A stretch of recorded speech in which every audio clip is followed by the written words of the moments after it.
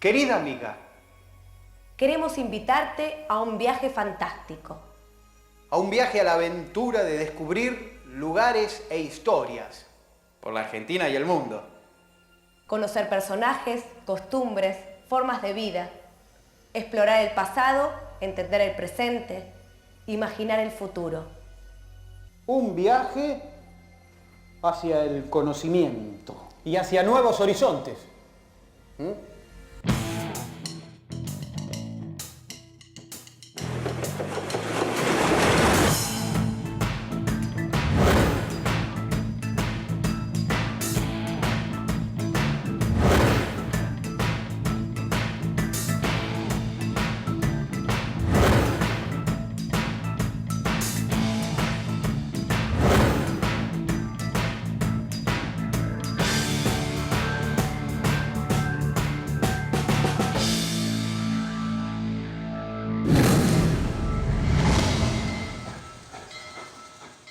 Su atención, por favor, el Expreso Horizontes anuncia la partida de su próximo viaje.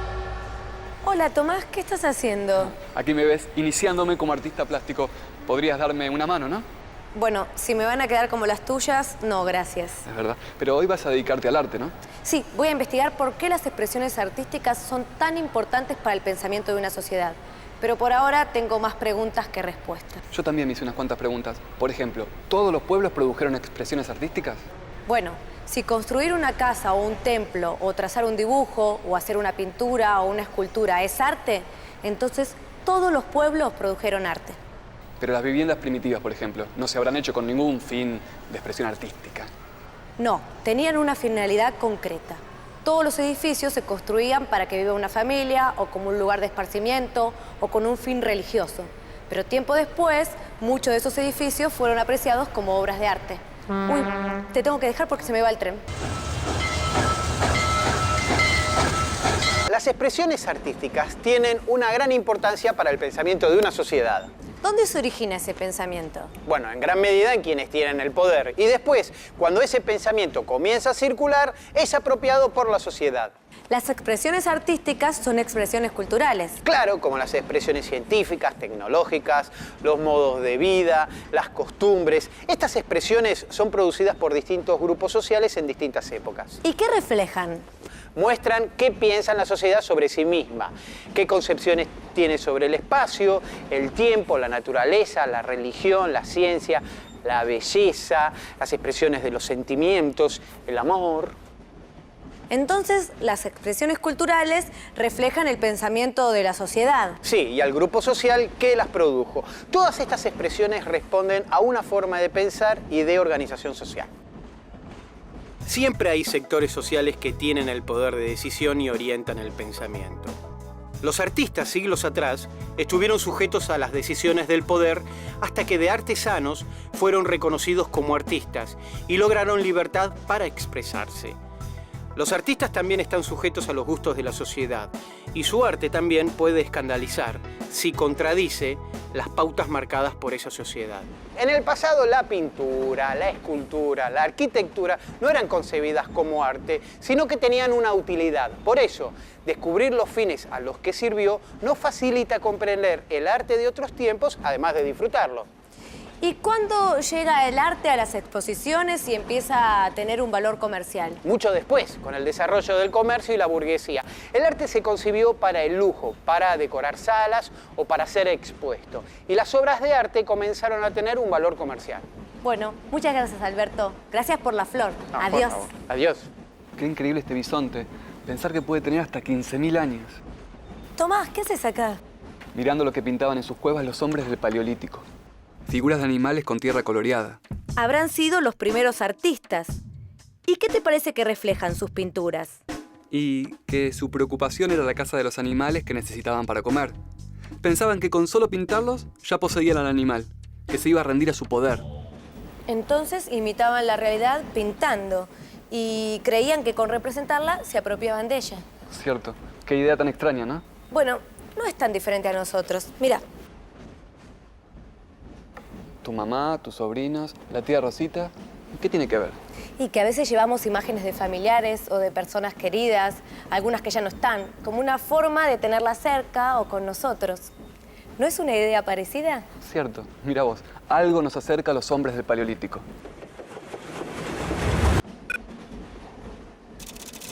Quería hacerle algunas preguntas. Estoy investigando sobre las expresiones artísticas a través del tiempo. Bueno, ¿cómo no? Leí que a partir del siglo V, la cultura antigua y el cristianismo producen una ruptura, una expresión cultural diferente. Bueno, para entender esto hay que pensar que en el siglo V se produjo la caída del Imperio Romano de Occidente. Y esto desde ya produjo una serie de transformaciones de todo tipo. Pero en lo que hace al arte, si me estás preguntando sobre el arte, las transformaciones se produjeron un poquito antes. Sobre todo a partir del siglo II y del III, con la difusión del cristianismo en el Imperio Romano. Cuando se comienza a difundir el cristianismo, cambian los temas a los cuales el arte va a utilizar y comienzan a aparecer temas relacionados con las historias, con los milagros relatados en el Antiguo y en el Nuevo Testamento. Por lo tanto, la gran ruptura, el gran cambio en materia de arte va a ser el surgimiento del arte cristiano. La existencia de imágenes cristianas cambió el repertorio de los temas del arte romano. ¿En qué consistió el estilo románico? Con ese término se trató de caracterizar en ese momento a todo el arte de la Edad Media anterior al periodo que es más conocido, que es el periodo gótico.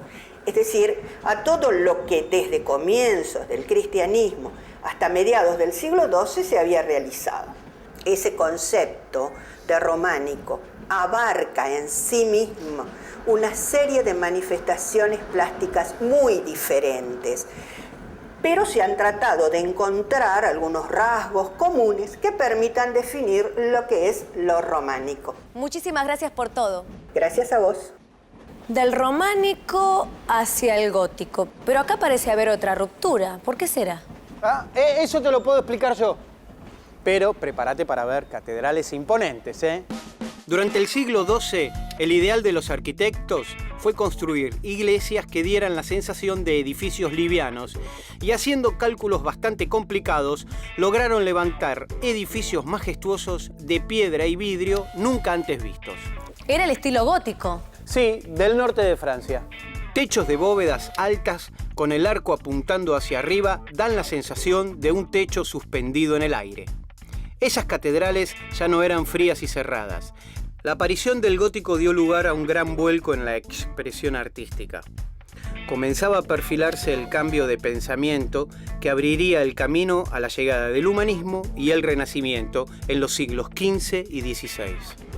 Además, los artistas góticos buscaban la fórmula antigua de vestir los cuerpos que había sido abandonada.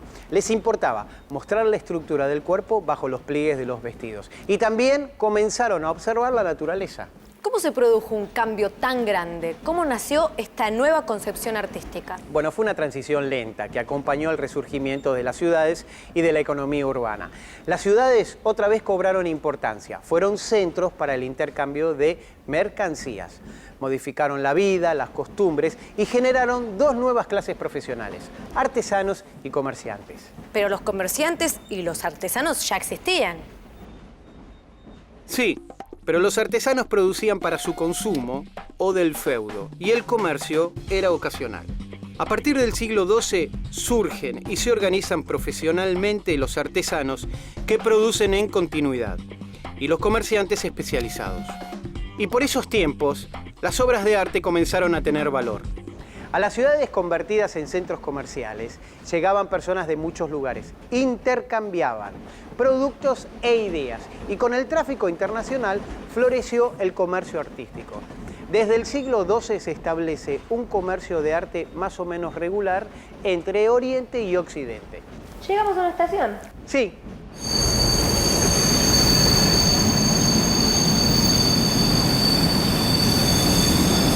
Benvenuti, bienvenidos a la muestra del gran florentino Giotto di Bondone, un revolucionario de la pintura. este es un detalle de uno de sus frescos. Se llama La Fe. ¿Qué mira? ¿Qué ve? Y parece que estuviera mirando una estatua. Es cierto, por la perspectiva de los brazos, La sombra de los pliegues de la ropa. el modelado de la cara y el cuello, porque Giotto redescubrió el arte de crear la ilusión de la profundidad sobre una superficie plana. Giotto vivió entre los siglos XIII y XIV y hacía 1000 años que no se hacía nada semejante. Entonces cambió el concepto de la pintura. Exacto. Y podía crear la ilusión de que el tema religioso pareciera estar sucediendo ante nuestros ojos. Algunos historiadores dicen que Giotto marcó todo el siglo XIV y que abrió un nuevo capítulo en el arte.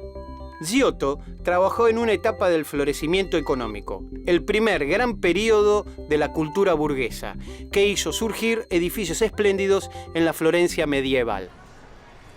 Perdón, usted que es un entendido del tema, esta es mi primera obra. ¿Le parece que la firme? A mí me gustaría ser un pintor famoso. ¡Ah, la fama! La fama, le puedo decir algo referente a la fama. La fama de Giotto se difundió por todas partes. Era el orgullo de Florencia. Toda una novedad, porque antes a nadie se le ocurría la necesidad de conservar los nombres de los artistas. Ellos mismos no pretendían la fama. Es más, ni siquiera firmaban sus obras. Ah, entonces no la firmo. Digo, por respeto a los artistas anónimos del pasado. Bueno, hasta luego. Espero haberle podido dar una mano. Bueno, volvemos a Giotto. Sí, volvamos. Durante su tiempo, los siglos XIII y XIV, se transformó la sociedad. La servidumbre se disuelve. Las posesiones feudales se convierten en tierras cultivadas por jornaleros libres. La nobleza feudal es reemplazada por la cortesana. Se fortalece la monarquía, se forman los estados nacionales y se impone el poder económico de los comerciantes burgueses. Las grandes ciudades se convierten en... Centros de comercio. Ah, usted es una pinturita, ¿eh? Lola, ¿posarías para un retrato? ¡Oh! Ay, no. El retrato se desarrolló en este periodo. La clientela burguesa influyó muchísimo en la pintura. Buscando prestigio, notoriedad, los burgueses quieren ser representados en los cuadros. Desean ser reconocidos y de alguna manera inmortalizados. Y por eso encargan retratos a los artistas. Las formas del arte eclesiástico y cortesano iban desapareciendo. La pintura se independiza de la arquitectura por medio de la tabla y pasa a adornar la vivienda burguesa. Los frescos monumentales son reemplazados por los cuadros y aparecen los grabados en madera y en cobre, muy importantes, porque son los primeros productos artísticos populares y relativamente económicos. Ya no les bastaba con pintar flores y animales. Ahora querían explorar las leyes de la visión y lograr el suficiente conocimiento del cuerpo humano para plasmarlo en sus pinturas y estatuas, como lo habían hecho los griegos. Bueno, muchas gracias, muy interesante, pero me tengo que ir porque se me va el tren.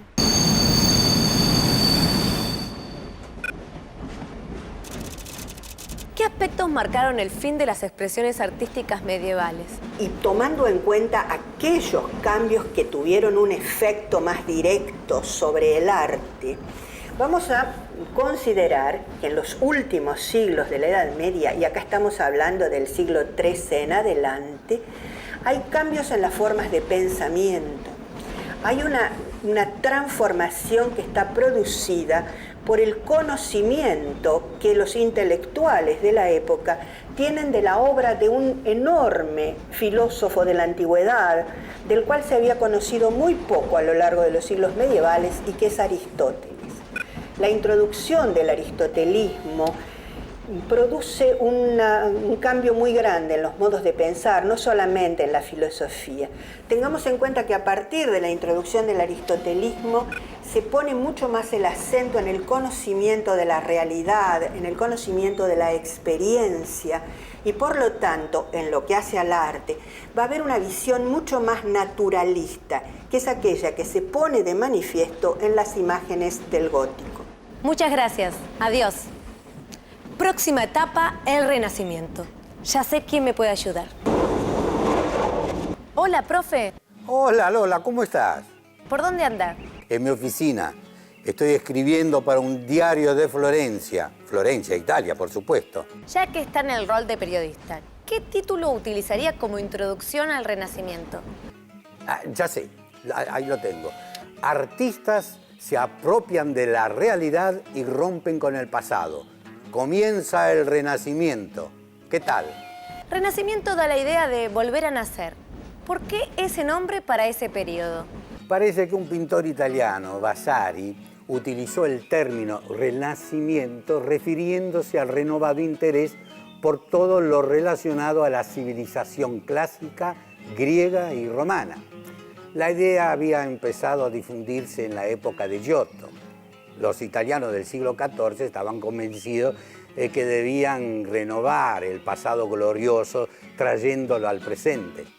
Quizá por eso las innovaciones comenzaron en Italia, especialmente en Florencia, cuna de la burguesía triunfante. ¿Esas innovaciones tuvieron algún líder, algún referente? Al comienzo del siglo XV, en Florencia, un grupo de artistas se puso a crear un arte nuevo, rompiendo con el pasado. Y el líder fue un arquitecto, Filippo Brunelleschi. Ah, Brunelleschi. Sí, escuché hablar de él. Aquí, a través de mi computadora, puedo ver una de sus grandes maravillas, la famosa cúpula de la Catedral de Florencia. ¿Fue muy influyente Brunelleschi? Por supuesto. Creó un modelo de construcción que fue seguido por los arquitectos de Europa y de América durante casi 500 años. Pero hubo otra contribución fundamental de Brunelleschi. ¿La perspectiva? Sí, claro, la perspectiva. Vamos a hacer una prueba, mira. Toma en tus manos cualquier objeto y aléjalo y acércalo hacia tus ojos. Listo. ¿Qué notas? Y que al alejarse, el objeto disminuye su tamaño. Muy bien. Brunelleschi proporcionó los cálculos matemáticos para que los artistas pudieran representar con exactitud esos objetos. Bueno, Lola, te tengo que dejar. ¡Qué lástima! Quería entrar en la modernidad, en el Renacimiento pleno. Con tu espíritu de aventura podrías haber vivido en el siglo XV. Bueno, chao, Lola. Chao, profe. Muchas gracias. ¿Qué me habrá querido decir? ¿Qué tiene que ver mi espíritu aventurero con el siglo XV y el Renacimiento? Quizás estos libros te puedan dar alguna pista. A ver. Las exploraciones ultramarinas del siglo XV. La astronomía de Copérnico. Esto me intriga cada vez más. En la segunda mitad del siglo XV, en Europa, había un gran espíritu de aventura. Se sucedían los largos viajes comerciales hacia Oriente y exploraciones marítimas buscando nuevas rutas y riquezas, utilizando las innovaciones en la navegación, la cartografía, la medición del tiempo. La llegada a América habrá sido un hecho clave. Exacto. Un continente desconocido para los europeos. Por entonces, la imprenta, al permitir la circulación de libros, difundía los conocimientos sobre matemáticas y astronomía de Copérnico y después de Kepler y Galileo, que planteaban que la Tierra y los astros giraban alrededor del Sol. Los pensadores humanistas desafiaban las teorías establecidas, planteando nuevas formas de concebir el mundo y también al hombre. ¿Y los artistas? Mira. La segunda generación del Renacimiento, la que siguió a Brunelleschi y a artistas como Donatello y Masaccio, trató de usar los descubrimientos de estos. Al intentar hacer del cuadro un espejo de la realidad, se encontraron con un problema. ¿Cómo distribuir las figuras que en la realidad no se agrupan armónicamente? Uno de los artistas que se ocupó de resolver el problema fue Sandro Botticelli. La Venus de Botticelli es tan hermosa que seguramente nos hace pasar por alto algunas libertades que se tomó el artista. El tamaño antinatural del cuello, la caída pronunciada de los hombros o la forma extraña en la que cuelga el brazo izquierdo. De Giotto a Botticelli hubo un cambio gradual en la expresión artística, como en la sociedad y sus crisis, que originaron el fin de la sociedad feudal. Acá dice que hay un libro que se llama Los Intratables. ¿A quiénes se refieren? A los dos grandes artistas desde el principio del siglo XVI. Ah, me imagino, Leonardo da Vinci y Miguel Ángel. Exacto. Intratables, esquivos, inabordables. Así llama un historiador a Leonardo y a Miguel Ángel. ¿Y se puede saber por qué? En ese momento los artistas ya eran libres, tenían gran prestigio y producían para la venta. Como muchas ciudades rivalizaban para conseguir los servicios de los grandes maestros, estos imponían sus condiciones. Ya no necesitaban acomodar sus obras a lo que le pidieron los clientes. Eso les permitía aplicar toda su creatividad y hasta desafiar a los poderosos. Benvenuti al mundo de Leonardo y Miguel Ángel. ¿Estoy acá? Sí, trasladamos la exposición a este hermoso vagón museo. ¡Qué bueno! Bueno, empecemos por Leonardo. Comencemos. En Florencia, Leonardo fue aprendiz en el taller de un pintor y escultor, Andrés del Verrocchio. Leonardo se inició en los secretos de trabajar y fundir metales. Estudió modelos desnudos y vestidos, plantas y animales para introducirlos en los cuadros, las leyes de la perspectiva y el uso de los colores. ¿Es cierto que muchos de sus discípulos conservaron trabajos suyos? Sí, miles de páginas invalorables, escritos, planos, croquis, dibujos. Mirá estos estudios de Leonardo que encontré. Ay, ¿qué es eso? Es que Leonardo diseccionó más de 30 cadáveres para estudiar el cuerpo humano. Él juzgaba que el artista debía explorar el mundo visible con intensidad, con sus propios ojos. Para Leonardo todo era objeto de incesante investigaciones. La forma de las nubes, la armonía de los sonidos, la modificación que produce la atmósfera sobre los colores o el vuelo de aves e insectos que estudió durante años para hacer los planos de una máquina voladora. Y todo eso a finales del siglo XV. ¡Qué visionario! ¿Pasamos a la última cena? Leonardo pintó la última cena en el monasterio de Santa María delle Grazie, en Milán. La obra refleja el momento en que Jesús advierte a sus discípulos que va a ser traicionado por uno de ellos. Ese tema ya había sido representado por otros artistas, ¿no? Sí, pero la versión de Leonardo no se parece a ninguna anterior. Claro, en las versiones tradicionales todo era sereno. La representación de Leonardo es dramática y transmite angustia. El dibujo refleja el gran conocimiento del artista de las conductas humanas. Es como si observáramos un momento de la realidad, ¿no? Miren, la Mona Lisa. Hay algo que me asombra de este rostro. Es como si tuviera vida. A veces parece que está sonriendo, otras que está triste. ¿Cuál será el misterio? Es que Leonardo sabía cómo conseguir esos efectos. La expresión de un rostro depende de dos rasgos: la comisura de los labios y los extremos de los ojos. Leonardo dejó deliberadamente esas zonas en la incertidumbre, haciendo que se fundan con sombras suaves. Así, la expresión de Lisa siempre parece que se nos escapa. ¿Seguimos con Miguel Ángel? Sigamos, por favor.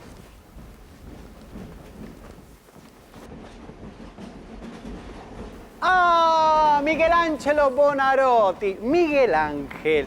Solo 13 años tenía cuando comenzó su aprendizaje con uno de los grandes maestros de Florencia. También estudió solo a los maestros del pasado, Giotto, Masaccio, Donatello, y a los escultores griegos y romanos. Igual que Leonardo, investigó anatomía, diseccionó cuerpos y dibujó la figura humana. Estas son imágenes de la Capilla Sixtina, ¿no? ¿Cómo la pintó?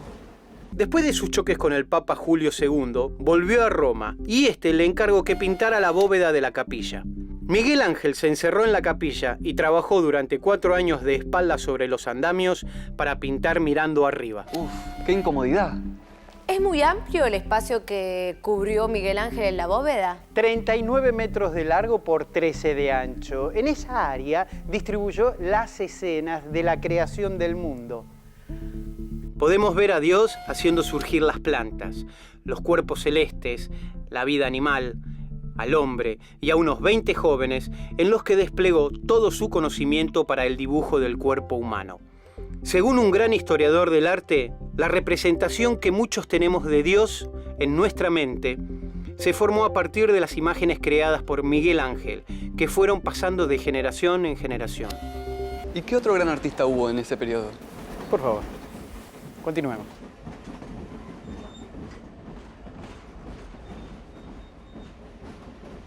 Rafael Sanzio. Rafael era más joven que Leonardo y Miguel Ángel y en Florencia tuvo que enfrentarse con la rivalidad de los dos maestros. Pero viajó a Roma y el Papa Julio II le encargó que decorara las famosas salas del Vaticano conocidas como estancias. Ah, esa es la Virgen. La famosa Madonna del Granduca, que efectivamente para muchas generaciones fijó cómo debería ser la imagen de la Virgen. Lo mismo que pasó con la imagen de Dios tomada de la visión de Miguel Ángel. Hoy parece que es hora de seguir viaje. Muchas gracias, Humberto. Alberto, no sabe qué obras magníficas vimos con Tomás. De Rafael, de Miguel Ángel, de Da Vinci. Bueno, los logros de los maestros del Renacimiento fueron la culminación de muchos siglos de creación. Mirá. Los europeos fueron transformando su organización política, social y económica. Al mismo tiempo, cambiaron sus puntos de vista sobre la realidad. Los artistas copiaron, renovaron e inventaron en función de sus sentimientos, necesidades e intereses. Hoy recorriste sus obras, desde las expresiones del cristianismo y de la etapa que los historiadores llaman la iglesia militante, con sus catedrales. Sí, desde que el cristianismo se extendió por toda Europa, todas las expresiones artísticas estuvieron marcadas por este pensamiento. Sí, hasta que con el resurgimiento de las ciudades y el comercio, la vida urbana y el contacto entre pueblos cambiaron la forma de ver la vida diaria y pusieron en tela de juicio el poder de la iglesia. Y los cambios se reflejaron en las expresiones artísticas. Pero la sociedad no dejó de ser religiosa. Predominó el pensamiento laico y los artistas expresaron la religiosidad en forma renovada, pero también representaron a las personas y su vida diaria, las costumbres, la naturaleza, los animales, por ejemplo. El hombre y su mundo pasaron a ser el centro de la curiosidad y de sus expresiones. Hoy estamos llegando. Bueno, fin de nuestro viaje. ¿Qué fue lo que más te llamó la atención? Y, en general, cómo las expresiones de los artistas fueron reflejando el pensamiento de su tiempo y cómo el arte puede mostrar qué es lo bello o qué rostro puede tener Dios, como la obra de Miguel Ángel. O como la Virgen en el cuadro de Rafael. O fijar una imagen como la de la Última Cena, como logró Leonardo. ¿Qué haces? ¿Tenés sueño? No, estaba pensando que así acostado como Miguel Ángel podría pintar las nubes como Leonardo.